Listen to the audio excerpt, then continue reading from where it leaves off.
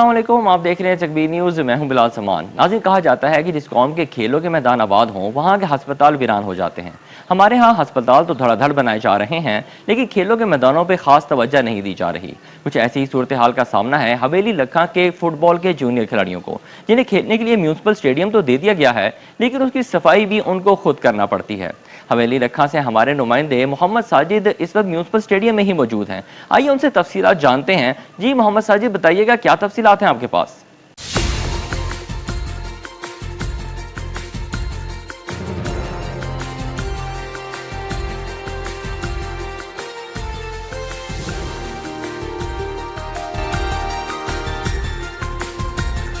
Stadium में जहां पर आप देख रहे हैं कि हमारे शहर की जो यूथ है ये फुटबॉल के मैचेस जो है, फ्रेंडली मैचेस जो है इधर खेल रहे हैं। खूबसूरत स्टेडियम बना हुआ है, लेकिन हमारे साथ इस वक्त इस टीम के कैप्टन मौजूद हैं। हम इनसे जानेंगे कि ये भैंस वगैरह आती है ना, इनका गोबर बहुत होता है।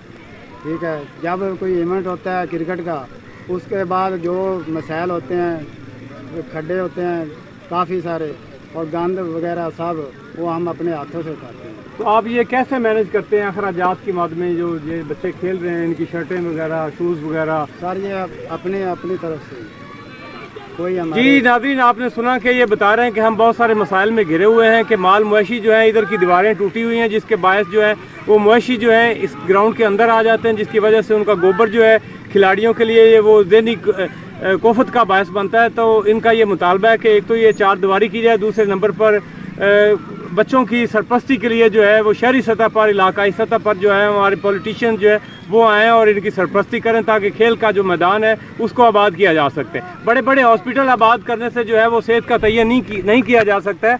सेहत का तयन उस वक्त हम कर सकते हैं जब हमारे फुटबॉल के ग्राउंड जो है, हमारे स्टेडियम जो है वो आबाद होंगे। जी।